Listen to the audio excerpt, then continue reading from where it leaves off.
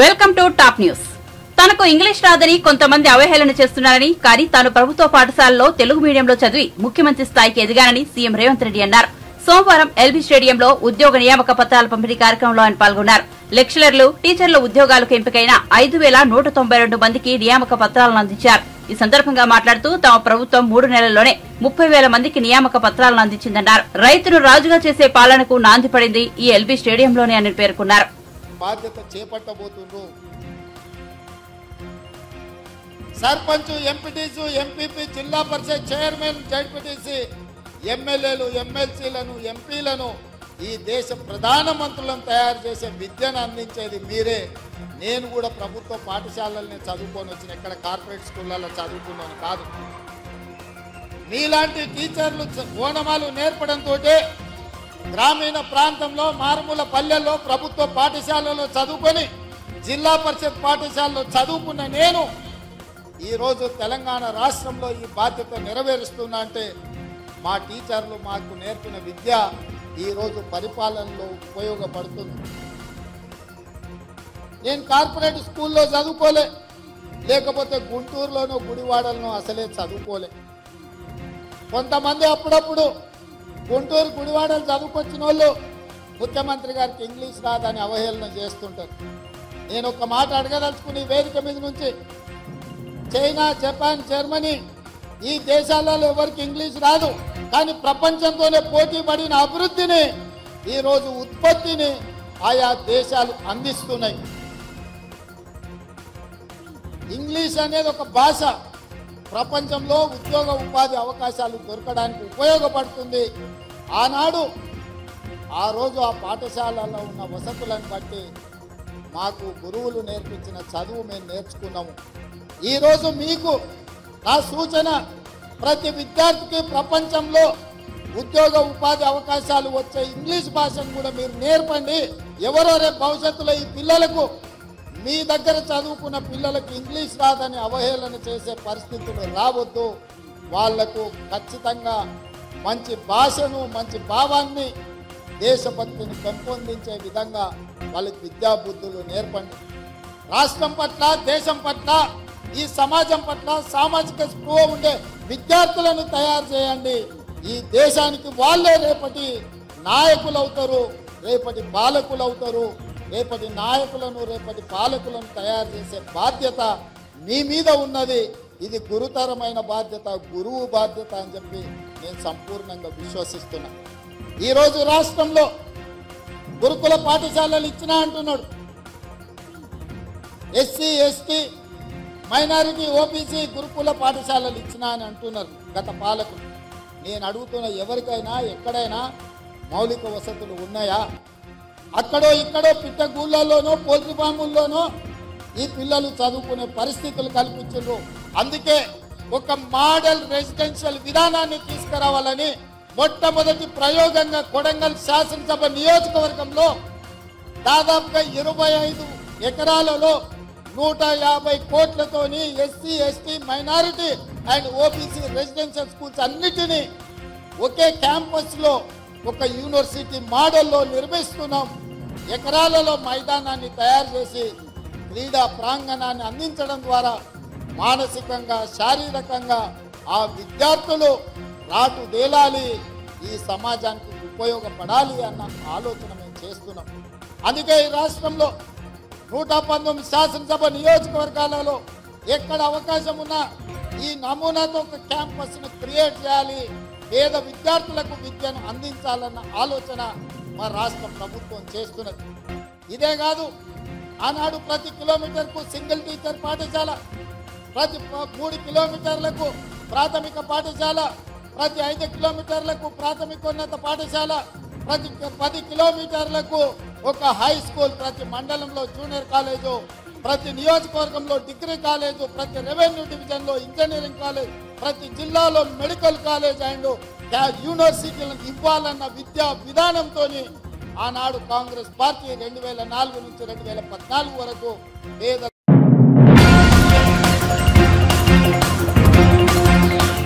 ఉమ్మడి అనంతపురం జిల్లా పెనుకొండలో ఏర్పాటు చేసిన రాకదిల సభలో టీడీపీ అధినేత చంద్రబాబు సీఎం జగన్ పై ధ్వజమెత్తారు.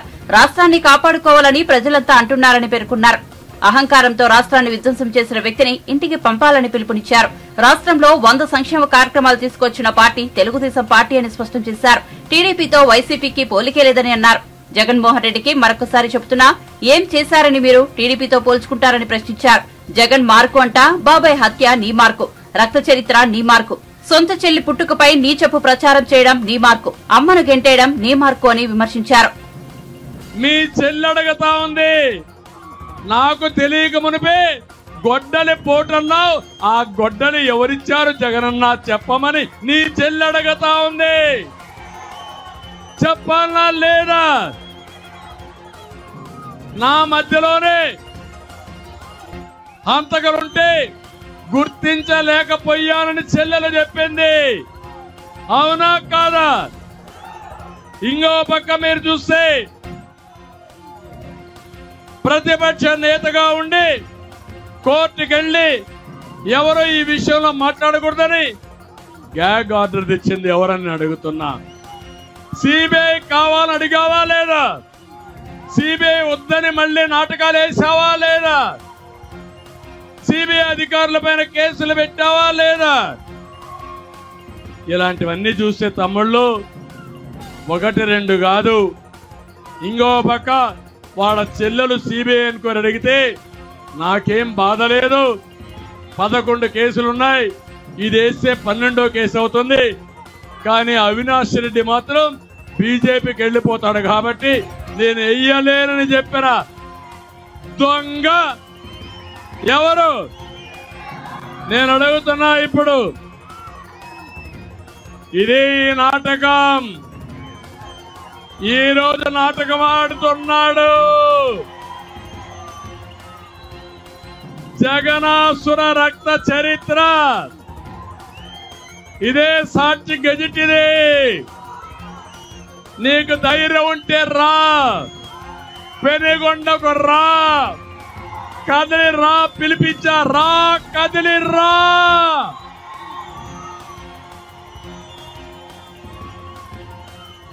చర్చకు రా, కదిలి రా. ఎవరు వివేకాన్ని చంపారో చెప్పాల్సిన అవసరం ఉందా లేదా? మీకు మీరు తెలుసుకోవాల్సిన అవసరం ఉందా లేదా? మీకు ఏమయ్యా తమ్ముళ్ళు,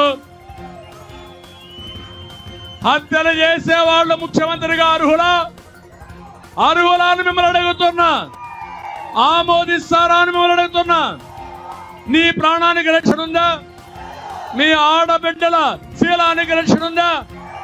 నాకు రక్షణ ఉందా? వేదిక పైన వాళ్ళకి రక్షణ ఉందా? ఇలాంటి దుర్మార్గుడు అవసరమా మనకు? అవసరం లేదంటే గట్టిగా చప్పట్లు కూడా చెప్పండి. తమ్ముళ్ళు, నా బాధ ఇదే. నేను ఆ రోజు రాయలసీమలో ముఠా నాయకులను అణిచివేసిన పార్టీ, తీవ్రవాదులపైన పోరాడిన పార్టీ, మత విద్వేషాలు నియంత్రణ చేసిన పార్టీ. రాజకీయ రౌడీలు నాకు ఒక లెక్క కాదు. ఈరోజు రేపు చెప్తున్నా, ఇష్టానుసారంగా మా కార్యకర్తల్ని ఎక్కడికక్కడ వేధిస్తున్నారు. ఖబర్దార్, జాగ్రత్తగా ఉండండి. దెబ్బకు దెబ్బ, మంచికి మంచి.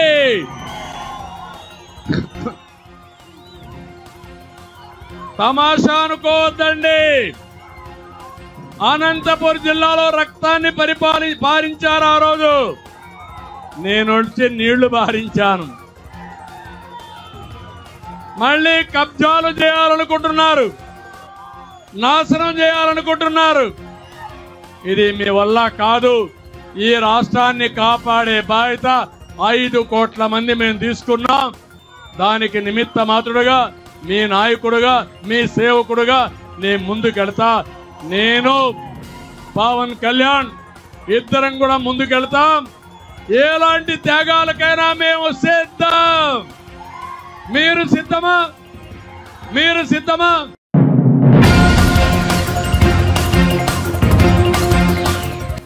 అధికార వైసీపీని వీడి టీడీపీలో వస్తున్న వారి సంఖ్య అంతకంతకు పెరుగుతోంది. సిట్టింగ్ ఎంపీలు, ఎమ్మెల్యేలు సైతం వైసీపీలో ఇమడలేమంటూ టీడీపీ వైపు చూస్తున్నారు. తాజాగా శృంగవరపుకోట నియోజకవర్గానికి చెందిన ఎమ్మెల్సీ ఇందుకూరి రఘురాజు అర్ధాంగే సుధారాణి నేతృత్వంలో వివిధ స్థాయిల వైసీపీ నేతలు టీడీపీలో చేరారు. టీడీపీ జాతీయ ప్రధాన కార్యదర్శి నారా లోకేష్ సమక్షంలో వారంతా టీడీపీలోకి వచ్చారు. లోకేష్ వారికి పసుపు కండవాలు కప్పి తెలుగుదేశం పార్టీలోకి సాదర స్వాగతం పలికారు.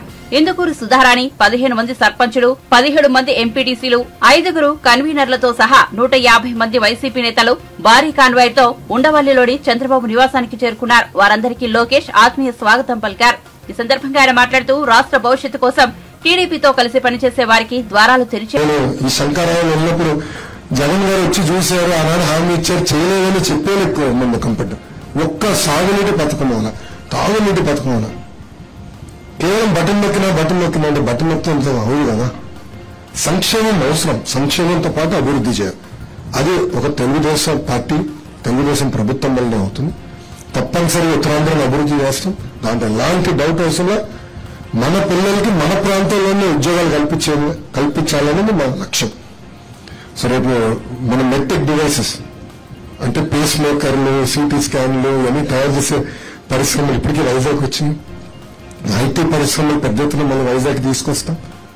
ఆనాడు మేము మంత్రి ఉన్నప్పుడు అదానితో ఒప్పందం కుదుర్చుకున్న ఆ పనుల వల్ల అన్ని ఆగిపోయినాయి. మళ్ళీ విశాఖపట్నానికి ఉత్తరాంధ్రకి పూర్వ వైభవం తీసుకొచ్చే బాధ్యత మేము తీసుకుంటాం అని ఈరోజు మనస్ఫూర్తిగా అమ్మగారితో పాటు ఆమె అడిగిందాం ఒకటే, కార్యకర్తలను నమ్ముకున్నాం. గత 5 సంవత్సరాలుగా కార్యకర్తలకు ఏదో జరుగుతున్న ఆశతో ఉన్నాం. మాకు ఏమీ వద్దు, నేను చాలా స్పష్టంగా చెప్తున్నా. అమ్మగారు నాకు చెప్పింది, నాకు ఏ పదవి అవసరం లేదు, కార్యకర్తలకి మీరు న్యాయం చేయండి, మా కార్యకర్తలకి మీరు అండగా నిలబడండి అని అమ్మగారు మాకు చెప్తాం జరిగింది. ఇదే కార్యకర్తల పట్ల, ప్రతి మీ పట్ల, ఆ కుటుంబానికి ఉన్న చిత్తశుద్ధి. జనరల్ గా పార్టీ మారేటప్పుడు ఎవరిని వస్తే కొంతమంది, అందరూ అంతం కూడా కరెక్ట్ గా, కొంతమంది అంటే మాకేం పదవి ఇస్తారు, మా భవిష్యత్తు ఏంటని అడుగుతారు. కానీ అమ్మగారు వచ్చి మా కార్యకర్తలు జాగ్రత్తగా చూసుకోండి, వాళ్ళ భవిష్యత్తు మీ చేతుల్లో పెడుతున్నానని నాకు చెప్తాం జరిగింది. తప్పనిసరిగా ఈ సభాముకు నేను హామీ ఇస్తున్నాను, సొంత కుటుంబ సభ్యులుగా చూసుకునే బాధ్యత మాది. దాంట్లో మీకు ఎలాంటి డౌట్ అవసరం. మాది అంటున్నా కన్న కొట్టిన తర్వాత మనది అంటాను. ఎందుకంటే అందరూ కుటుంబం, ఒక కుటుంబంలో ఉంటాం. కుటుంబం ఉన్నప్పుడు చిన్న చిన్న విభేదాలు వస్తాయి. ఎవరు పర్ఫెక్ట్ కాదు, నేను దేవుని కాదు. 10 నిర్ణయాలు 3 తప్పవుతాయి, దాంట్లో డౌట్ లేదు. రాండి, కూర్చొని మాట్లాడుకుందాం, మన సమస్యలు మనం పరిష్కరించుకుందాం. నేను అది నమ్ముకుంటా. సో నేను అనుకుందే రైట్, నేను ఎప్పుడు అనుకోను, బావగారే అనుకోరు. మా అందరికి రైటే లేదు. నేను చెప్పే కదా, కేబినెట్ మీటింగ్ లో దెబ్బలాడితే కూడా ఆయన ఎట్లా నాకు విసులుబాటు కల్పించారు. ఈరోజు పార్టీ మీటింగ్ లో కూడా మాట్లాడి స్వేచ్ఛ ఇస్తాడు ఆయన. అదే ఆయన గొప్ప గుణం. సో అలానే మేమందరం కూడా అతను ఉంటాం. రండి, 1 కాదు 2 సార్లు కాదు, నేనన్నా మిమ్మల్ని కన్విన్స్ చేయాలి, మీరన్నా నేను కన్విన్స్ చేయాలి. లేకపోతే 2 సార్లు కూర్చున్నాం, లేదంటే 3 సార్లు కూర్చున్నాం. కానీ మా లక్ష్యం ఒకటే, పనిచేసే వాళ్ళని ప్రోత్సహిస్తాం, పనిచేసే వాళ్ళకి పదవులు అందిస్తాం. అది తెలుగుదేశం పార్టీ బాధ్యతని సభాముఖంగా తెలుపుకుంటూ, ఈరోజు పార్టీలో చేరుతున్న వైకాపా కార్యకర్తలు, సర్పంచ్లు, ఎంపీటీసీలు, ఎంపీపీలు, జెడ్పీటీసీలు మనస్ఫూర్తిగా నేను ఆహ్వానిస్తున్నా. Thank you. అందరికీ నమస్కారం. జై హింద్.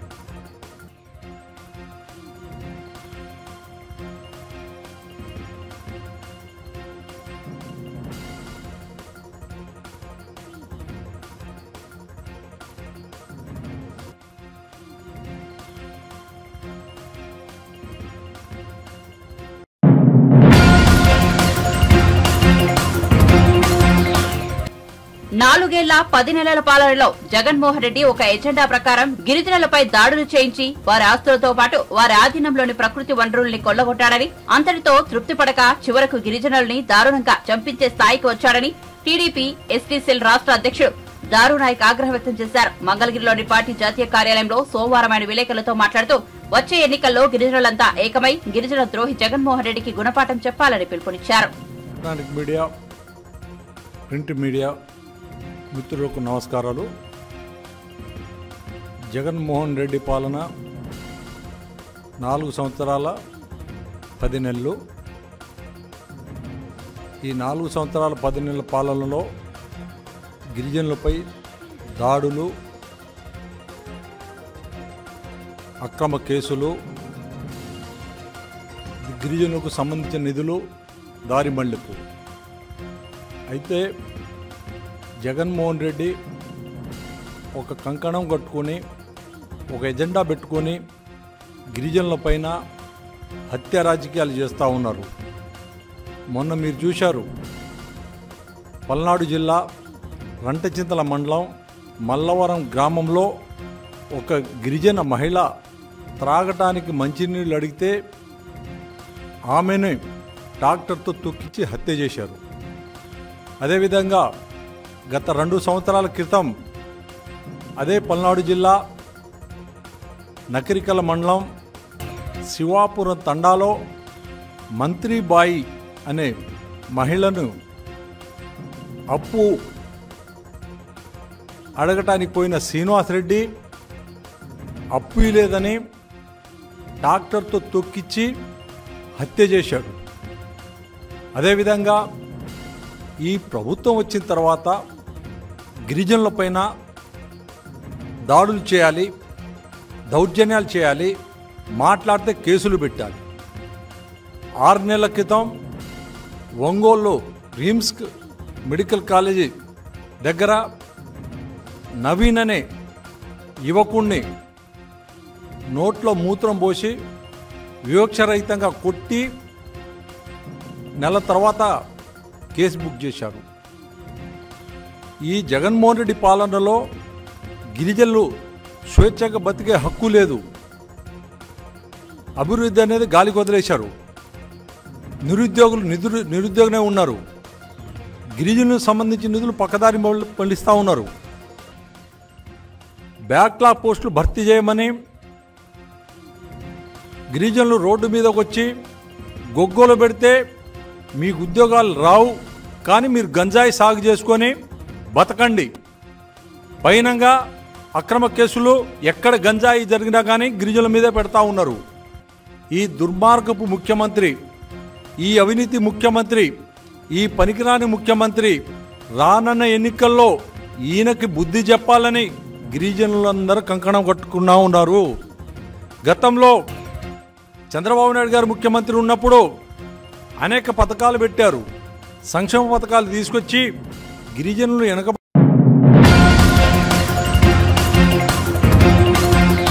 ప్రముఖ నటుడు మాజీ మంత్రి బాబు మోహన్ ప్రజాశాంతి పార్టీలో చేరారు. సోమవారం అమీర్పేటలోని పార్టీ ఆఫీసులో ఆయనకు కేఏపాల్ కండువా కప్పి పార్టీలోకి ఆహ్వానించారు. త్వరలో జరగనున్న ఎంపీ ఎన్నికల్లో వరంగల్ ఎంపీగా బాబు మోహన్ పోటీ చేస్తారని పాల్ ప్రకటించారు. ఇప్పటి వరకు ఆయన 1500 సినిమాల్లో నటించారని, ప్రపంచవ్యాప్తంగా ఉన్న 15 కోట్ల మందికి బాబు మోహన్ సుపరిచితులని పాల్ అన్నారు. 2 సార్లు టీడీపీ నుంచి, ఒకసారి బీఆర్ఎస్ నుంచి ఎమ్మెల్యేగా గెలిచారని, టీడీపీ హయాంలో మంత్రిగా పనిచేశారని ఈ సందర్భంగా పాల్ గుర్తు చేశారు.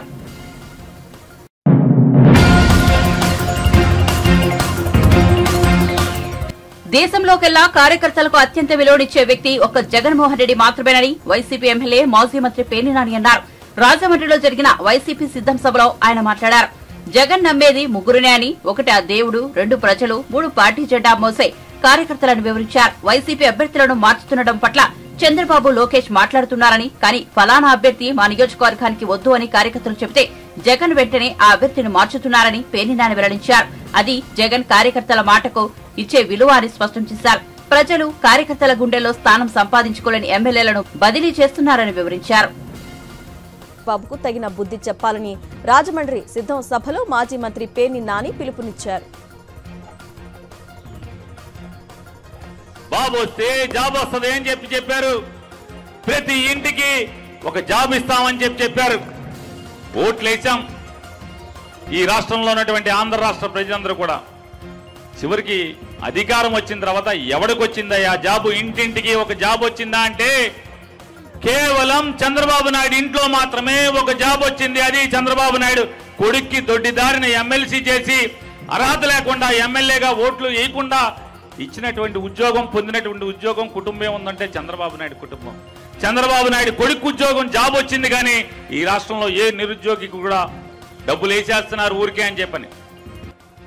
అమ్మఒడి అంటే జగన్మోహన్ రెడ్డి గారు వేసేటువంటి ప్రతి పథకంలో కూడా ఒక ఆశయం ఉంటుంది, ఒక సంకల్పం ఉంటుంది. దాని వెనకాల పాదయాత్రలో నడుస్తూ ఉంటే జగన్మోహన్ రెడ్డి గారితో పాటు చేతిలో చేయి కలిపి నడుస్తూ, అన్నా నా తండ్రి తాగుబోతన్నా, నా తండ్రి బాధ్యత లేనోడన్నా, అందుకని చెప్పి నా తమ్ముళ్ళు చెల్లెళ్ళు బడికెళ్లకుండా పనికెళ్తున్నారన్నా, అన్నా నా భర్త అంకికి రాడన్నా, నా కుటుంబం ఇబ్బందులు పాలైపోతుందన్నా, ఇల్లు గడవడానికి ఇబ్బంది పడి నేను పనికెళ్తూ గట్టి లేక మనసు చంపుకుని బాధలు తట్టుకోలేక బడికి వెళ్లాల్సినటువంటి పిల్లల్ని నాతో పాటు పనికి తీసుకెళ్తున్నానన్నా, నువ్వు రా అన్నా, నువ్వు వస్తావు, ఈ బాధలు గట్టెక్కించన్నా అని చెప్పిన మీదటే ఆ బాధలన్నీ కూడా చెవులారా విని మనసుకు ఎక్కించుకున్నటువంటి జగన్మోహన్ రెడ్డి గుండెలతో ఆలోచించి అమ్మఒడి పథకం, బడిలో ఉండాల్సిన పిల్లలు పనిలో ఉండకూడదు, పని మాన్పించాలంటే ఆ ఆర్థిక బాధలను అధిగమించడానికి తల్లికి అమ్మఒడి అనేటువంటి 15,000 రూపాయలు సంవత్సరం ఇవ్వాలనేటువంటి ఒక గొప్ప లక్ష్యం, సంకల్పమే ఇవాళ అమ్మఒడి పథకం.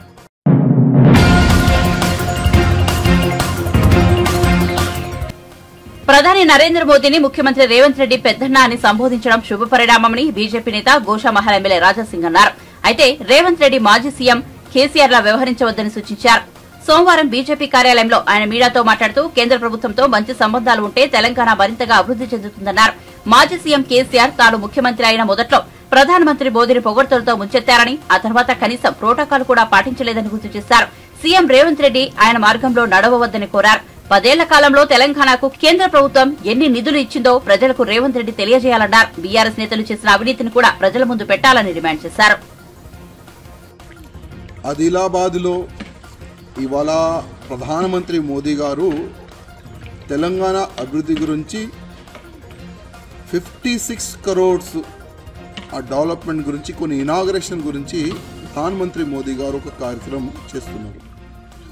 అదే కార్యక్రమంలో తెలంగాణ ముఖ్యమంత్రి రేవంత్ రెడ్డి గారు కూడా వేదిక పైన ఉన్నారు. వేదిక పైన నుంచి రేవంత్ రెడ్డి గారు మోదీ గారి గురించి చాలా మంచి మాటలు చెప్పినారు, పెద్ద అన్న అన్నాడు.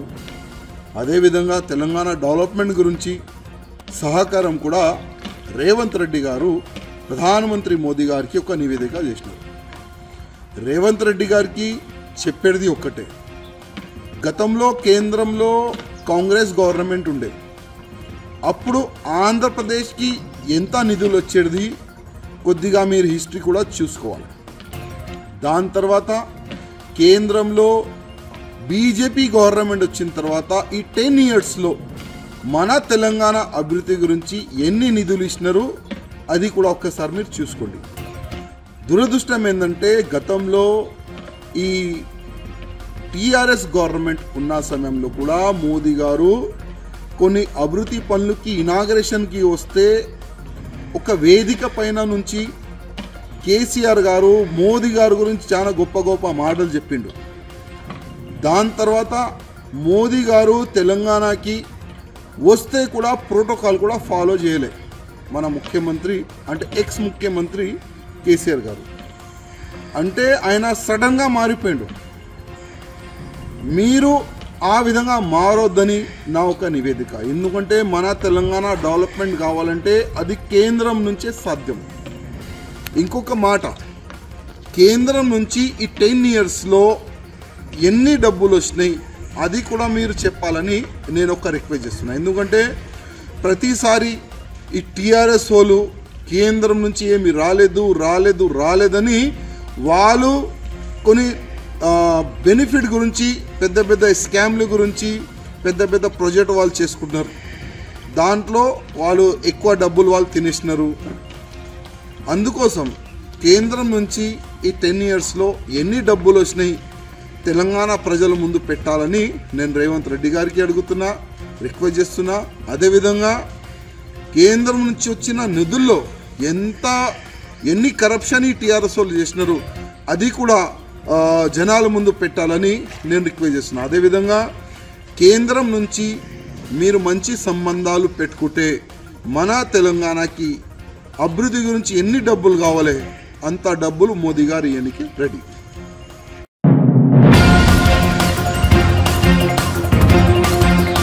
టీడీపీ జనసేన ఆధ్వర్యంలో బీసీ జైహో బహిరంగ సభ మంగళవారం మంగళగిరిలో జరగనుంది. ఈ సదస్సుకు చంద్రబాబు, పవన్, లోకేష్ హాజరవుతారు. ఈ సభ ద్వారా బీసీ డిక్లరేషన్ ఉమ్మడిగా ప్రకటించనున్నారు. సభను జయప్రదం చేయాలని జనసేన, టీడీపీ ఉమ్మడి అభ్యర్థి బడేటి చంటి, బీసీ సగర సాధికార సమితి రాష్ట్ర కన్వీనర్ వీరభద్రారావు విజ్ఞప్తి చేశారు. బడేటి క్యాంపు కార్యాలయంలో సోమవారం బీసీ నేతల సమావేశం జరిగింది.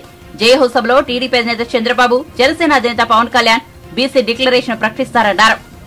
బీసీలు ఎంతగా మోసపోయింది, ఏ విధంగా నష్టపోయిందో కొన్ని ఇష్యూస్ ద్వారా మనం ప్రజలకి తెలియచెప్పాల్సిన అవసరం ఉంది. అందులో ముఖ్యంగా తెలుగుదేశం పార్టీ టైంలో 2014-19 మధ్య మా నాయకులు చంద్రబాబు నాయుడు గారు సుమారుగా 100 సంక్షేమ కార్యక్రమాలు అమలు చేసి బీసీలు ప్రత్యేకంగా ఒక 30 సంక్షేమ కార్యక్రమాలు అమలు చేసిన ఘనత శ్రీ చంద్రబాబు నాయుడు గారిది. ఈ 5 సంవత్సరాల కాలం చూసినట్టయితే ఈ 30 సంక్షేమ కార్యక్రమాలు కూడా బీసీలకు సంబంధించి, అది విదేశీ విద్య కావచ్చు, లేకపోతే స్టడీ సర్కిల్స్ కావచ్చు, ఆదరణ పథకం కావచ్చు, ఒక రుణ సౌకర్యం కావచ్చు, పెళ్లికాను కావచ్చు, అనేక పథకాలు రద్దు చేసిన పార్టీ ఈ వైఎస్ఆర్సీపీ పార్టీ. తరువాత ఈ 100 సంక్షేమ కార్యక్రమాలు తెలుగుదేశం పార్టీలో అమలు చేయడంతో పాటు బీసీ సప్లాన్ని ప్రత్యేకంగా సుమారుగా 37,000 కోట్ల రూపాయలు 2014-19 మధ్య ఖర్చు పెట్టి బీసీలకి ఒక సప్లాన్ ద్వారా ఒక ప్రత్యేకతను చాటుకున్న వ్యక్తి చంద్రబాబు నాయుడు గారు. ఇక రెండో విషయానికి వచ్చినట్టయితే, ఏదైతే బీసీలకి స్థానిక సంస్థల్లో రిజర్వేషన్స్ స్వర్గీయ నందమూరి తారక రామారావు గారు ఒక 20% కల్పించారో, ఆ 20% ఉన్న స్థానిక సంస్థల్లో ఉన్న బీసీలకు ఉన్న రిజర్వేషన్స్ 34% పెంచిన ఘనత శ్రీ చంద్రబాబు నాయుడు గారు. మరి ఈ ప్రభుత్వం ఏం చేసింది అంటే 34% కోత కోయటం ద్వారా, తమ యొక్క అసమర్థత ద్వారా సుమారుగా బీసీలకున్న 34% స్థానిక సంస్థల రిజర్వేషన్స్ 24% కోతపెట్టి 16,800 పోస్టులు పోగొట్టిన దౌర్భాగ్య ప్రభుత్వం ఈ ప్రభుత్వం. అందులో సర్పంచులు ఉన్నారు, ఎంపీటీసీలు ఉన్నారు, జడ్పీటీసీలు ఉన్నారు, కౌన్సిలర్స్ ఉన్నారు, కార్పొరేటర్స్ ఉన్నారు, జిల్లా పరిషత్ చైర్మన్స్ ఉన్నారు. అంటే ఈ ప్రభుత్వంలో బీసీలకు ఎంత అన్యాయం జరిగిందో ఈ 2 విషయాల ద్వారా మనకి తెలుస్తుంది. ఒకటి బీసీ సప్లాను, 2 ఈ రిజర్వేషన్స్లో ఉన్న కోత. ఇంతకన్నా ఏం కావాలా? బీసీలకు ఉన్న సంక్షేమ పథకాల్లో 30 సంక్షేమ పథకాలు రద్దు చేసిన ప్రభుత్వం ఈ ప్రభుత్వం. ఇక ఈ ప్రభుత్వం చేసింది ఏంటయ్యా అంటే 56 కార్పొరేషన్స్ ఒక ఏర్పాటు చేసి